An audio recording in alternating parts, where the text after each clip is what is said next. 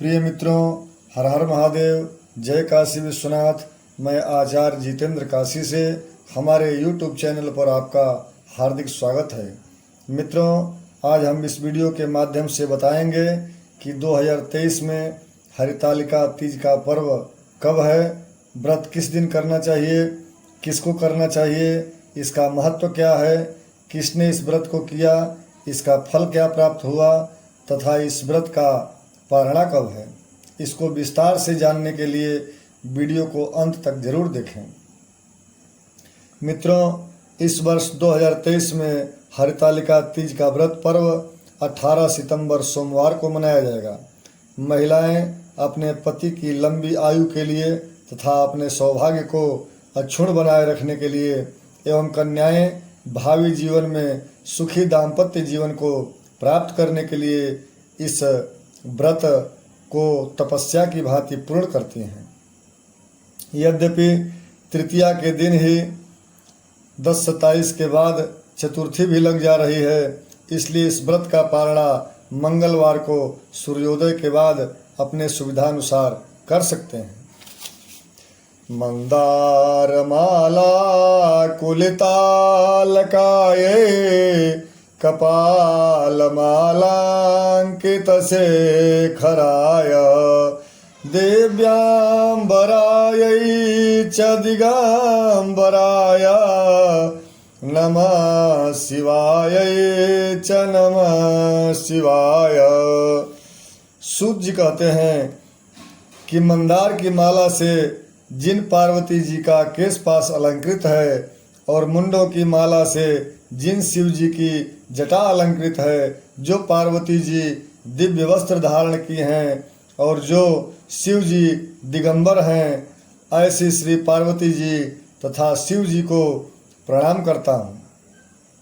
रमणीक कैलाश पर्वत के शिखर पर बैठी हुई श्री पार्वती जी कहती हैं, हे महेश्वर, हमें कोई गुप्त व्रत या पूजन बताइए जो सब धर्मों में सरल हो, जिसमें परिश्रम भी कम करना पड़े लेकिन फल अधिक मिले। हे नाथ, यदि आप मुझ पर प्रसन्न हो तो यह विधान बताइए। हे प्रभु, किस तप, व्रत या दान से आदि मध्य और अंत रहित आप जैसे महाप्रभु हमको प्राप्त हुए हैं। शिव जी बोले, हे देवी सुनो, मैं तुमको एक व्रत जो मेरा सर्वस्व और छिपाने योग्य है लेकिन तुम्हारे प्रेम में पढ़कर मैं तुम्हें बतलाता हूँ। जैसे नक्षत्रों में चंद्रमा, ग्रहों में सूर्य, वर्णों में ब्राह्मण, देवताओं में विष्णु भगवान, नदियों में गंगा, पुराणों में महाभारत, वेदों में सामवेद और इंद्रियों में मन श्रेष्ठ है। सब पुराण और वेदों का सर्वस्व जिस तरह कहा गया है, मैं तुम्हें एक प्राचीन व्रत बतलाता हूँ। एकाग्र मन से सुनो। जिस व्रत के प्रभाव से तुमने मेरा आधा आसन प्राप्त किया है वह मैं तुमको बतलाऊंगा, क्योंकि तुम मेरी प्रियतमा हो। भाद्रपद मास में हस्त नक्षत्र से युक्त शुक्ला तृतीया तिथि को उसका अनुष्ठान मात्र करने से स्त्रियां सब पापों से मुक्त हो जाती हैं। हे देवी, तुमने आज से बहुत दिनों पहले हिमालय पर्वत पर इस व्रत को किया था। यह वृतांत मैं तुमसे कह रहा हूँ। पार्वती ने पूछा, हे नाथ, मैंने क्यों यह व्रत किया था, यह सब आपके मुख से सुनना चाहती हूँ। शिव जी कहते हैं कि भारतवर्ष के उत्तर की ओर एक बड़ा रमणीक और पर्वतों में श्रेष्ठ हिमवान नामक पर्वत है। उसके आसपास तरह तरह की भूमियाँ हैं, तरह तरह के वृक्ष उस पर लगे हुए हैं। नाना प्रकार के पक्षीगण सर्वदा प्रसन्न मन से विचरते हैं। वहाँ पहुंचकर गंधर्व गाते हैं, अप्सराएं नाचती हैं। उस पर्वतराज के कितने ही शिखर ऐसे हैं कि जिनमें स्फटिक, रत्न और वैदुर्य मणि आदि की खानें भरी हैं। यह पर्वत ऊंचा तो इतना अधिक है कि मित्र के घर की तरह समझकर आकाश सदा सुनाई देती रहती है। हे पार्वती, तूने बाल्यकाल में उसी पर्वत पर तपस्या की थी। 12 वर्ष तक उल्टी टंग कर केवल धुआं पी कर रही, 64 वर्ष तक सूखे पत्ते खाकर रही। माघ मास में तुम जल में बैठी रहती, वैशाख की दोपहरिया में पंचाग्नि तापती थी, श्रावण के महीने में जल बरसता तो तुम भूखी प्यासी रहकर मैदान में बैठी रहती थी। तुम्हारे पिता इस तरह के कष्ट सहन को देखकर बड़े दुखी हुए। वे चिंता में पड़ गए कि मैं अपनी कन्या किसको दूं। उसी समय नारद जी वहां आ पहुंचे। मुनिश्रेष्ठ नारद जी का उस समय तुम्हें देखने को गए थे। नारद को देखकर गिरिराज ने अर्घ्य पाद्य आसन आदि देकर उनकी पूजा की और कहा, हे स्वामी, आप किस लिए आए हैं? मेरा अहोभाग्य है, आपका आगमन मेरे लिए अच्छा है। नारद जी ने कहा, हे पर्वतराज सुनो, मैं विष्णु भगवान का भेजा हुआ आपके पास आया हूँ। आपको चाहिए कि यह कन्या रत्न किसी योग्य वर को दे। भगवान विष्णु के समान योग्य वर ब्रह्मा, इंद्र और शिव इनमें से कोई नहीं है। इसलिए मैं यही कहूँगा कि आप अपनी कन्या भगवान विष्णु को ही दें। हिमवान ने कहा, भगवान विष्णु स्वयं मेरी कन्या ले रहे हैं और आप यह संदेश लेकर आए हैं तो मैं उन्हें अपनी कन्या दूंगा। हिमवान की इतनी बात सुनकर मुनिराज नारद आकाश में विलीन हो गए। वे पीताम्बर, शंख, चक्र और गदाधारी भगवान विष्णु के पास पहुँचे। वहाँ हाथ जोड़कर नारद जी ने भगवान विष्णु से कहा, हे देव सुनिए, मैंने आपका विवाह पक्का करा दिया। उधर हिमवान ने पार्वती के पास जाकर कहा कि हे पुत्री, मैंने तुम्हें भगवान विष्णु को दे दिया है। तब पिता की बात सुनकर तुम बिना उत्तर दिए ही अपनी सखी के घर चली गई। वहीं जमीन पर पड़कर तुम बड़ी दुखी होती हुई विलाप करने लगी।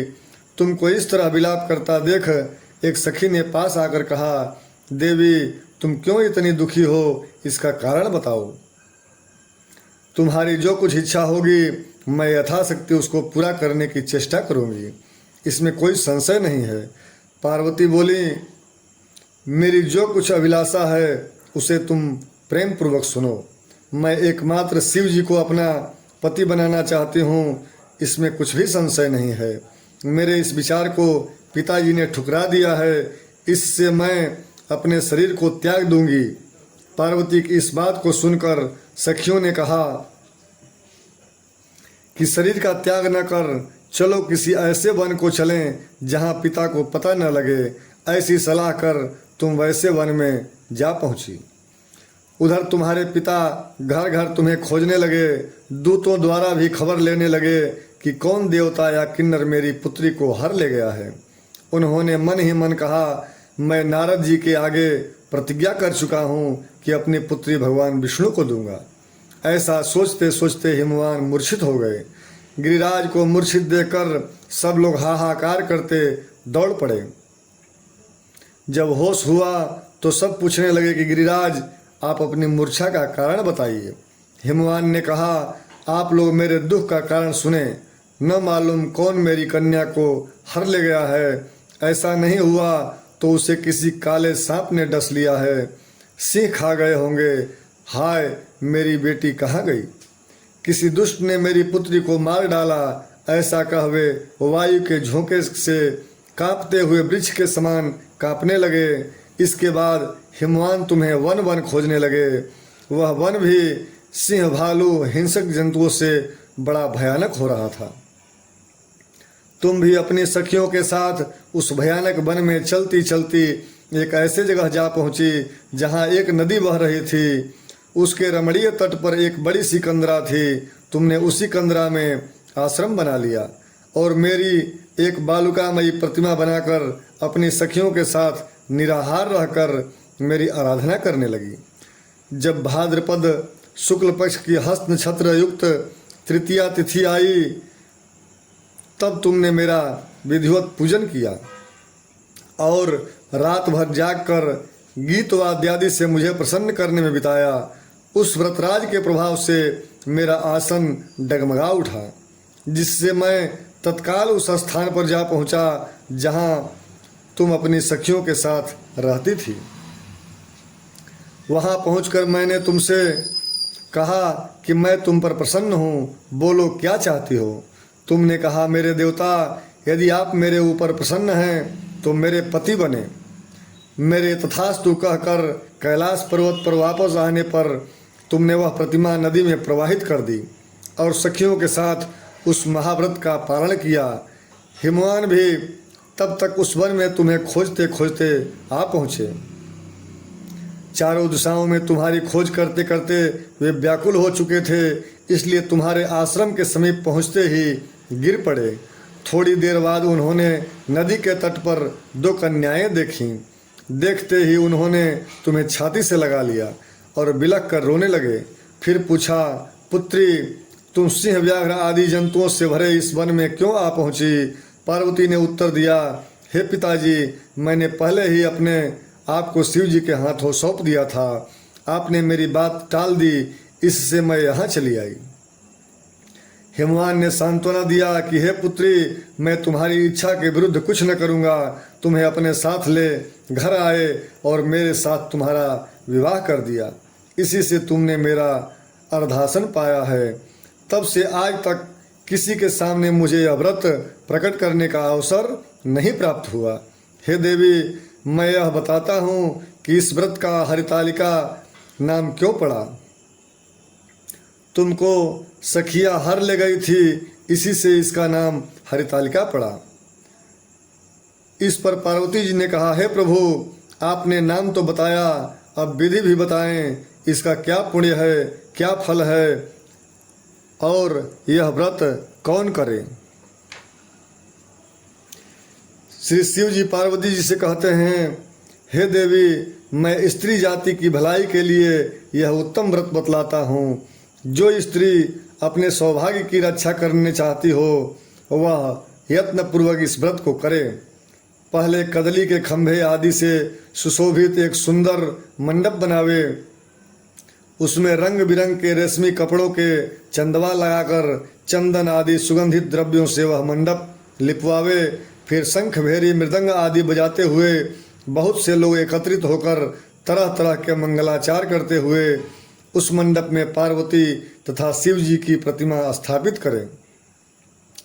उस रोज दिन भर उपवास कर बहुत से सुगंधित फूल, गंध और मनोहर धूप, नाना प्रकार के नैवेद्य आदि एकत्र कर मेरी पूजा करें और रात भर जागरण करें। इसके अतिरिक्त नारियल, सुपारी, जमीरी, नींबू, लौंग, अनार, नारंगी आदि जो जो फल प्राप्त हो सके उन्हें इकट्ठा कर लें। उस ऋतु में जो फल तथा फूल मिल सके विशेष करके रखें। फिर धूप दीपादि के द्वारा निम्नलिखित मंत्रों का उच्चारण करता हुआ पूजन करें। इसके बाद शिवाय शिवरूपिण्यै मंगलाय महेश्वरी शिवे सर्वार्थदे देवी शिवरूपे नमोस्तुते शिवरूपे नमस्तुभ्यं शिवाय सततं नमः नमस्ते ब्रह्मरूपिण्यै जगद्धात्रे नमो नमः। संसार भय संत्रास्त त्राहि मां सिंहवाहिनी येन कामेन भो देवी पूजितासि महेश्वरी राज सौभाग्यम मे देहि प्रसन्ना भव पार्वती। इस मंत्रों का उच्चारण करें जिसका अर्थ है, हे शिवे, शिव रूपिणी, हे मंगले, सब अर्थों को देने वाली, हे देवी, हे शिव रूपे आपको नमस्कार है। हे शिव रूपे आपको नमस्कार है। हे शिवे आपको सदा के लिए नमस्कार है। हे ब्रह्म स्वरूपिणी, हे ब्रह्म रूपिणी आपको नमस्कार है। हे जगद्धात्री आपको नमस्कार है। हे सिंहवाहिनी, संसार के भय से भयभीत मुझ दीन की रक्षा करो। इस कामना की पूर्ति के लिए मैंने आपकी पूजा की है। हे पार्वती, मुझे राज्य और सौभाग्य दो, मुझ पर प्रसन्न हो। इन्हीं मंत्रों से पार्वती जी तथा शिव जी की पूजा करें। तदनंतर विधि पूर्वक कथा सुने और ब्राह्मण को वस्त्र, गौ, सुवर्ण आदि देवें। इस तरह एक चित्त होकर स्त्री पुरुष दोनों एक साथ पूजन करें। फिर वस्त्र आदि जो कुछ हो उसका संकल्प करें। हे देवी, जो स्त्री इस प्रकार पूजन करती है वह सब पापों से छूट जाती है और उसे 7 जन्म तक सुख तथा सौभाग्य प्राप्त होता है। जो स्त्री तृतीया तिथि का व्रत न कर अन्न भक्षण करती है तो वह 7 जन्म तक बंध्या रहती है और उसको बार बार विधवा होना पड़ता है। वह सदा दरिद्री, पुत्र शोक, शोकाकुल स्वभाव की लड़ाकी, सदा दुख भोगने वाली होती है और उपवास न करने वाली स्त्री अंत में जाती है। तीज को अन्न खाने से, सुकरी फल खाने से, बंदरिया पानी पीने से, जोंक दूध पीने से, सांपिन मांसाहार करने से, बाघिन दही खाने से, बिल्ली मिठाई खाने से, चींटी और सब खाने से मक्खी होती है। उस रोज सोने से अजगरी और पति को धोखा देने से मुर्गी होती है। इसलिए हर स्त्रियां व्रत अवश्य करें। दूसरे दिन स्वर्ण चांदी तांबा तथा बांस के पात्र में अन्न भरकर ब्राह्मण को दान दें और पारण करें। जो स्त्री इस प्रकार के व्रत करती है वह मेरे समान पति पाती है, और जब वह मरने लगती है तो तुम्हारे समान उसका रूप हो जाता है। उसे सब प्रकार के सांसारिक भोग और सायुज्य मुक्ति मिल जाती है। इस हरितालिका की व्रत कथा मात्र सुन लेने से प्राणी को 1000 अश्वमेध और सैकड़ों वाजपेय यज्ञ करने का फल प्राप्त होता है। हे देवी, मैंने यह सब व्रतों में उत्तम व्रत बतलाया